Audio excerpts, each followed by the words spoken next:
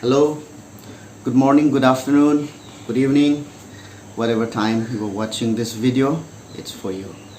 So today I'm gonna start a new lesson, and this is going to be a two-part video on the lesson A Letter to God. Dear students, welcome back to my class. Today I'm going to explain to you a lesson from first flight, that is A Letter to God. And as soon as we hear this word letter, what do you think? Or have you ever written a letter in your life to your friend, to your relatives, uncles, aunties, whatever? Fine. I too had written letters. In the earlier days, letter writing was considered as an art, as a form of art, because writing a letter used to be a very expensive mode, because then you have to send the letter by hand. The postal charges were very high, and that's why people really wrote good letters. Letters of some great writers are preserved, especially John Keats. You can find out in your library or in the internet also. You can read those letters. Today we are not going to read those kind of hi-fi letters, but we're going to read a letter written by a simple farmer named Lencho from Latin America. So our writer brings out two conflicts within this story.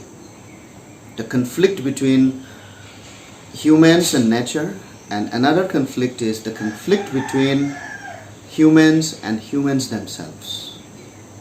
So this is what we are going to read in this particular story written by GL Fuentes. So let us read the story.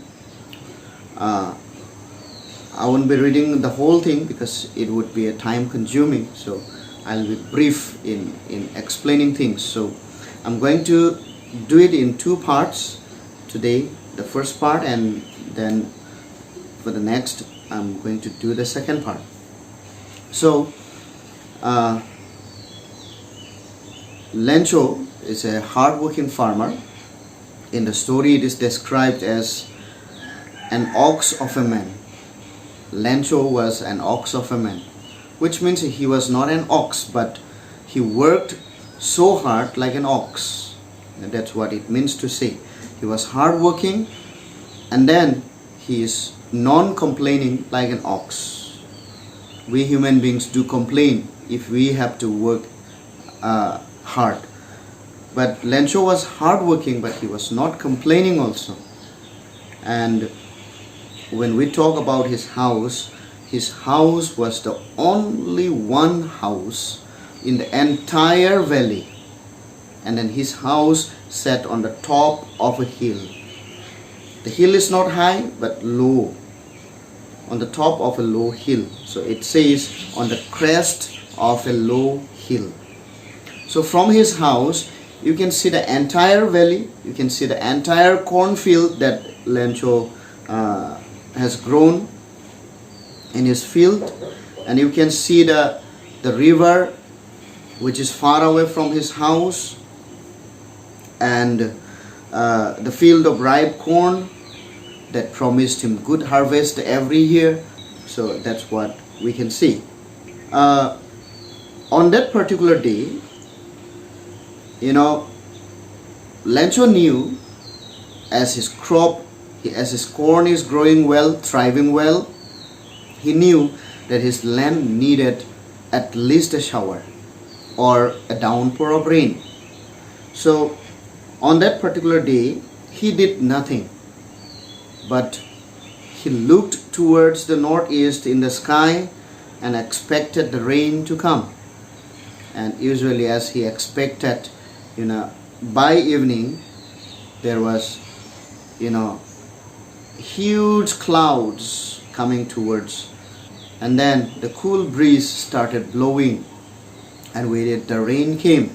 He told his wife like this, "Now we are really going to get some water, woman." But the woman says, "Yes, God willing."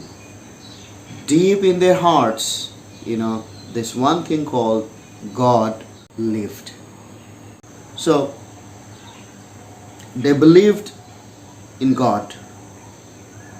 They have such kind of faith which we would call unwavering faith, unshakable faith. Okay. So that evening, it is presented in the story that the older boys were working in the field, and the younger sons are playing around the house. The older boys are working in the field, and the younger boys are playing near the house. That's how it is. And when we talk about how many sons did he have, we can assume it like this. When he says older boys, it means 2 or more than 2. When it says younger boys or younger sons, it means 2 or more than 2. So you can assume he had 4 sons or more than 4 sons. Okay? We don't exactly get that. So by evening, at sunset, after sunset probably, they started having their meal. The wife called them, all of them, in for the dinner. Okay, so it was just during the dinner, the rain started as predicted by Lencho. The big drops of rain started falling, and Lencho was really happy. It says in the northeast, as expected by Lencho, as he had been looking towards the northeast, huge mountains of clouds could be seen approaching, it says. The air was fresh and sweet. The man went out for no other reason than to have the pleasure of feeling the rain on his body. And when he returned, he exclaimed, "These aren't raindrops falling from the sky. They are new coins. The big drops are 10-cent pieces, and the little ones are 5s. So Lencho, as expected, rain really came. And then, overjoyed, he went out, leaving his meal inside. He went outside to feel the pleasure of rain on his body. Okay, so that's what he did. And then he exclaimed that these aren't raindrops falling from skies, but new coins falling down from the sky. The big drops are 10-cent pieces, and the small drops are 5 cents.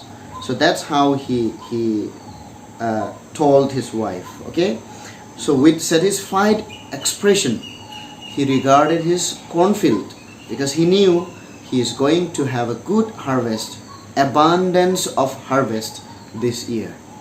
So that's why, looking forward regarding his cornfield, he expected a good harvest and thereby a good amount of money. That's why he said the raindrops are new coins. Okay, so this is his expression. Now we can see that the whole cornfield was draped, in a curtain of rain. Draped means covered in a curtain of rain, it says. When everything was going right, going well, there comes a word "but" in the story. But suddenly a strong wind began to blow, and along with the rain very large hailstones began to fall. These truly did resemble new silver coins. The boys, exposing themselves to the rain, ran out to collect the frozen pearls. So suddenly something went wrong. When everything is going on, suddenly that word but comes into it, it becomes just the opposite. Okay? So we come to know that very large hailstones began to fall. Very large hailstones began to fall. And because of the repeated beat of the big hailstones, the whole cornfield, the whole area was completely destroyed. You can see here, although the boys are running out, it's interesting for them to collect the hailstones, of course, because they enjoy it. I remember one incident. I was one day coming out from the school. We were just leaving the school, after the classes. There was a drizzle, small drips of rain we experienced on that particular afternoon.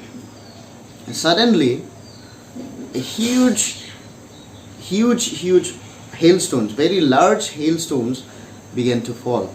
The students were already outside in the street. They got hurt because of the big hailstones. And at home, when I came back from school, I saw that the tin roof that we had was completely destroyed. It was all left with big holes, completely. So that was what happened. This was a really bad experience for us. Now Lencho is undergoing such kind of experience. Here it says, "It's really getting bad now," exclaimed the man. "I hope it passes quickly." Lencho hoped that it passed quickly, but it did not pass. It says, "For an hour the hail rained on the house, the garden, the hillside, the cornfield, on the whole valley." In the entire valley was experiencing this hailstorm. So what happened is, the field was white as if covered with salt. What does it mean? That means the whole field was completely beaten down by the hailstorm, beaten down by the hailstones. The flowers, the fruits, the leaves are completely gone. It's destroyed. The whole field could be seen. It says covered with salt, as if covered with salt, completely white. That's what you can see here. So it also says, not a leaf remained on the trees. Entire valley, it says, not a leaf remained on the trees. So the corn was totally destroyed. The flowers were gone from the plants. Lencho's soul was filled with sadness. It says, it's really sad. Lencho's soul was filled with sadness. When the storm had passed, he stood in the middle of the field and said to his sons, "A plague of locusts would have left more than this. The hail has left nothing. This year we will have no corn." So this is what he has commented here in the story. That means that year everything is gone. What they have worked so hard, that's gone in vain. He imagines even the locust would have left something. Do you know about the locust?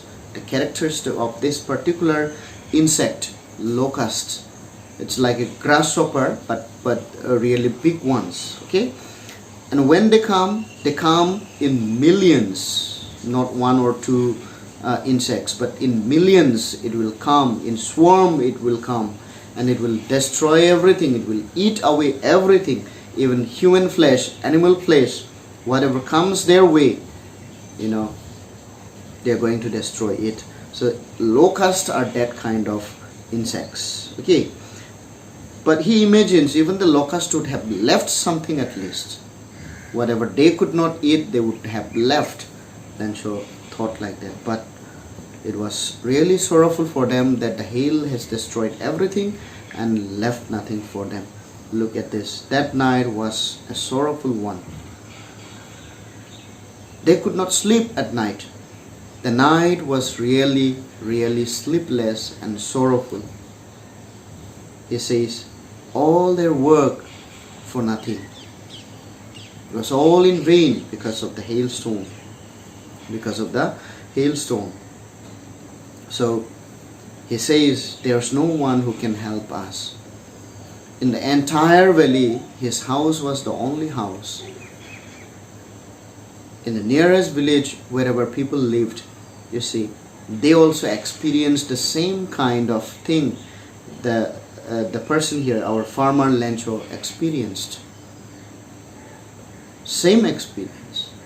So who is going to help him in that particular situation? When I am experiencing the same thing, my neighbor comes to ask some help from me. How can I help when I am helpless? So his neighbors are also helpless. His neighbors are very far away from him, but they are also experiencing the same thing. They are helpless, so is he. So from whom is he going to seek help? No way. So he only said, we'll all go hungry this year.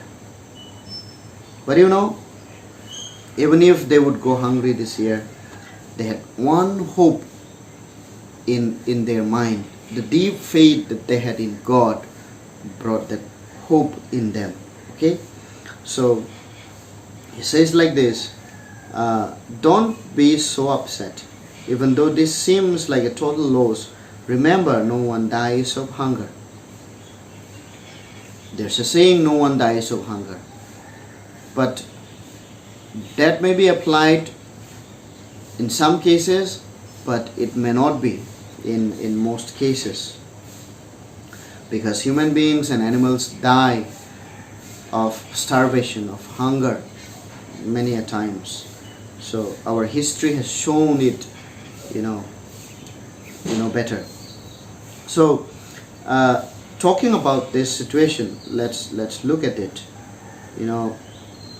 That's what they say, no one dies of hunger. All through the night, Lancho thought only of his one hope. So all through the night, Lancho thought only of that single hope that he had. That means he had a sleepless night. He did not sleep throughout the night. He had been thinking about the help from God. He knew that God's eyes can see everything, even our deep conscience. Whatever we think inside, whatever we think within us, that also God can see. And if God can see what we think inside, He can see what happens outside. So he knew God has seen the storm coming and destroying his field. He thought God could have stopped it, but He did not stop it. That's why Lancho was expecting some kind of help in any form from God. Okay? So even if Lancho was a hard worker, a farmer, he knew how to read and write. Somehow, okay? Not educated, but he was literate. He can read and he can write somehow. Okay? So with that, a thought came to him. God had seen what had happened, and that's why he would write a letter to God, so that God could send him some money to help, so that he sustained during this crisis. Okay, so the following Sunday at daybreak, he began to write a letter which he himself would carry to the town and place it in the mail. It was nothing less than a letter to God. So he wrote a letter and went to the town and placed it in the mail. In the letter he wrote like this: God, if you don't help me, my family and I will go hungry this year. I need 100 pesos in order to sow my field again and to live until the crop comes, because the hailstorm ... He did not say, because the hailstorm destroyed the crops. You did not stop it. You could have stopped it. So I need money from you. Almost in a demanding way, Lencho wrote the letter to God. It doesn't seem like a request. It says, God, if you don't help me, my family and I will go hungry this year. This is in a demanding way. Look at the intent of the language, the mood of the sentence here. So, you know what? Lencho was a farmer, a very simple fellow. He had a deep faith in God. There's two characteristics in him: his simplicity and his unwavering faith. These two things blinded him to see the truth. The truth is what? We all know.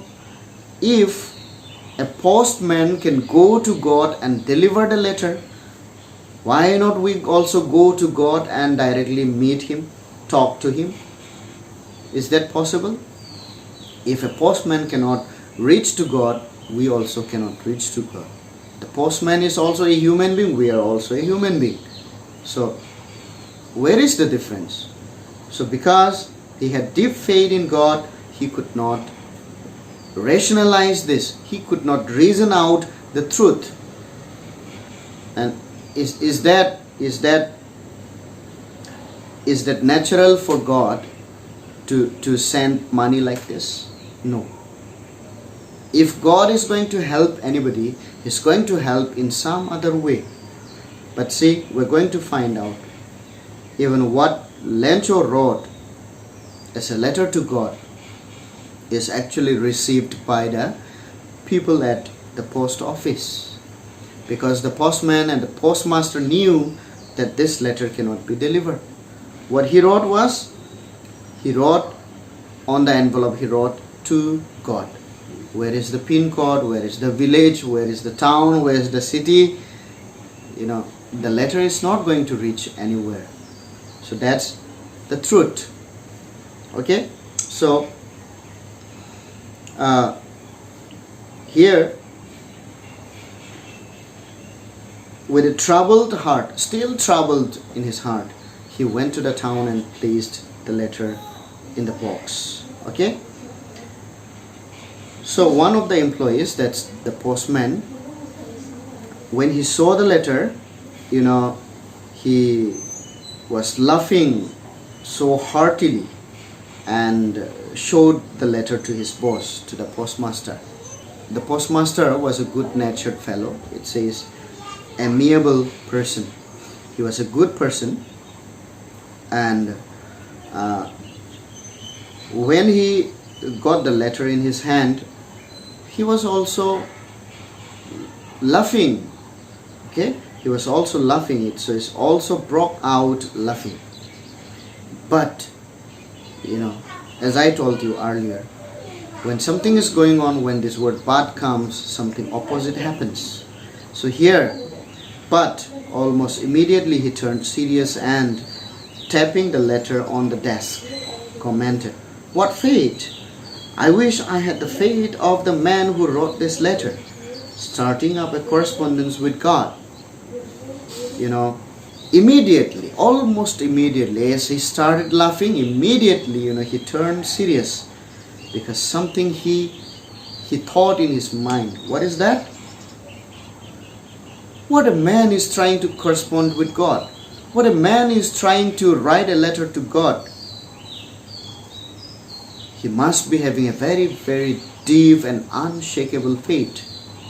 That's what he thought. I wish I also had that kind of faith.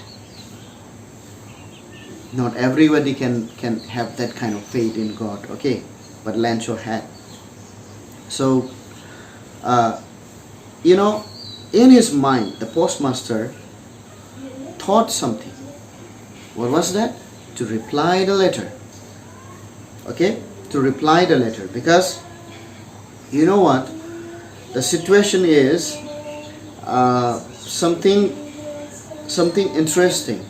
The postmaster, interestingly, if we think about the postmaster, as I have told you that he was a good-natured fellow. You know what? Here, in order not to shake the faith of the writer, that means the one who wrote this letter, I mean Lencho, okay? In order not to shake his faith, he came up with an idea of answering his letter. Okay? So, first of all, it came to his mind. Before he read the letter, he already resolved in his mind to answer the letter. So, he opened the letter after that and he read it. When he read it, he found something like this.